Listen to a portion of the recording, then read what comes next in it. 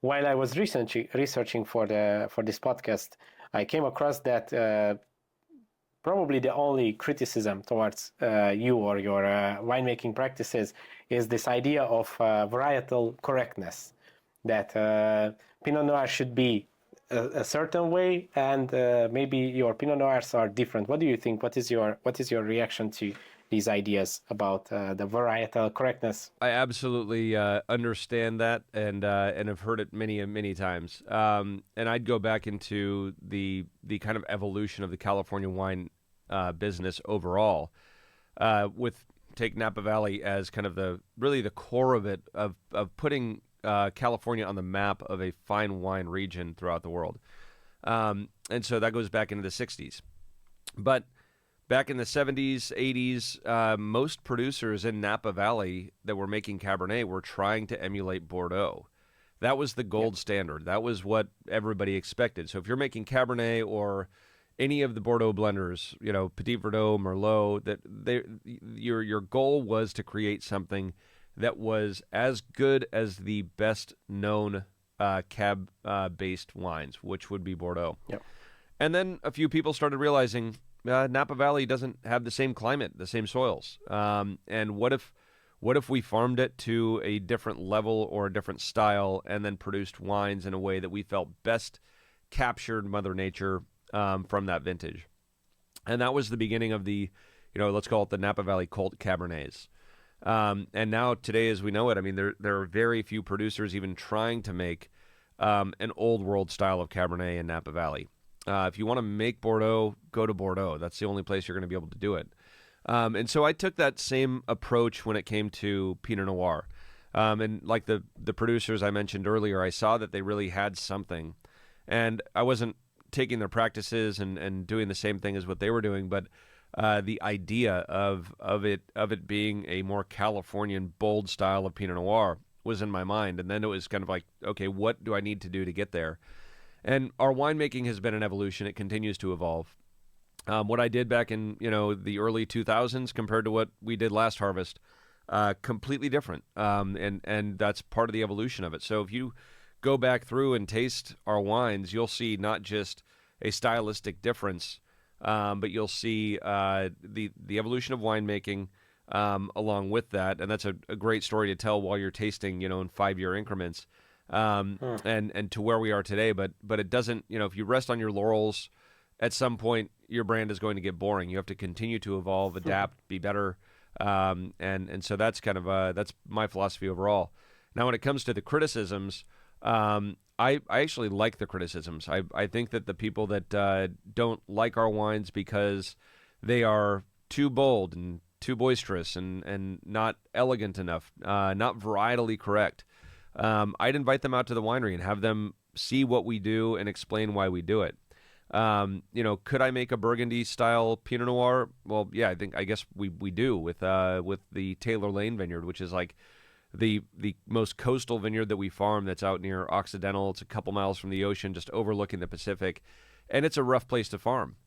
But it does create a style of wine that is much lighter and leaner and more mineral driven, and so we treat it quite differently, not just in how we farm the fruit, but also how we ferment and then how we age it. And so that bottling is only done in magnums, and we are just now releasing the 2013 vintage. And so, is that kind of a, is there a benefit to that? I think that there is, because I think that it shows that this was purposeful. It didn't quite fit into the style of what I envisioned. That vineyard didn't fit into the style of what I envisioned for the Pinot Noirs I wanted to produce. But it's its own unique expression, and it's what that vineyard site gives. And then it's up to us to not screw it up and to cater to whatever whatever Mother Nature gave us, right? And so when it's something that purposeful, if a sommelier says, your Los Alturas Pinot Noir is much too big, we call it the Cab Drinker's Pinot, proudly. It's rich. It's got structure. It's got tons of dark fruit to it. It's got earthiness, some cured meats. I mean, it almost, if you tasted it blind, you would say this has cues of Pinot Noir, but comes across as the structure of a Syrah. That's kind of how I see it. Now, you go to Taylor Lane, and I tell a sommelier, well, that may not be what you like, but other people do like this expression and style of Pinot Noir, and this is what that vineyard in southern Santa Lucia Highlands gives us. Maybe you should try the Taylor Lane. Maybe that's your personal preference, that you like Burgundian style, you like more elegant styles and a little more tension in the wine. Now, here's our 2013 Taylor Lane out of Magnum, and let them experience that and see that it really is not so much about what I envision for my style that I want, which is simply put, capturing Mother Nature in a bottle.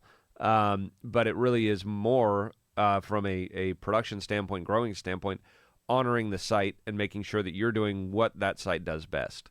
And so, with the diversity of what we have here in California and going up into Oregon, I just say the whole West Coast.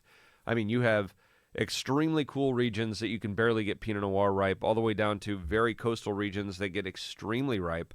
I was just mentioning Santa Lucia Highlands. What's so unique about that area is there's a ton of wind and a ton of sun, but average daily high temperatures are very low. So you have the hang time. You don't have this massive amount of sugar accumulation. You have maintained acidity. But if you look at the vines and how they grow down there, their inner nodes are so short because the wind just bruises and batters it. So everything stays very condensed. That's not just with the shoots and how the vines actually grow, but it's also with the clusters. So if I took the same clone of Pinot Noir from Russian River Valley, from the Dairyman Vineyard, say I took 777 Dijon clone Pinot Noir that we're growing in Russian River, and then I grabbed a cluster from the Las Alturas vineyard of the same clone at about the same level of maturity, they're going to look like completely different Pinot Noir clusters. You're going to have much smaller berries, much thicker skins coming out of Santa Lucia Highlands. And what does that do? I mean, I'm trying to really simplify this, but smaller berries and thicker skins is going to yield a different skin to juice ratio and more phenolic concentration potential, more color compounds found in those skins. So you're going to end up with a darker, richer style of Pinot Noir compared to that same clone grown in a different climate. And so I think that's where the miss is for people, where if you take a recipe approach to winemaking and you say, we're going to pick this at 24 bricks, this Pinot Noir from anywhere in the state at 24 bricks, you're going to be limiting yourself to what the potential is of what that vintage should express. And so my goal with each one of these vineyard sites is to really kind of maximize that. Rather than taking this kind of non-intervention approach, I like to take much more of a reactive approach. What is the best thing we could do on this day for this wine or for this vineyard? And it's a high touch. It's a lot of involvement. But overall, if you're trying to kind of get this thing in line to where you want it, you have to be very involved. I see. Thanks for watching this video. You can watch the full podcast episode by clicking here, or watch another interesting video by clicking here.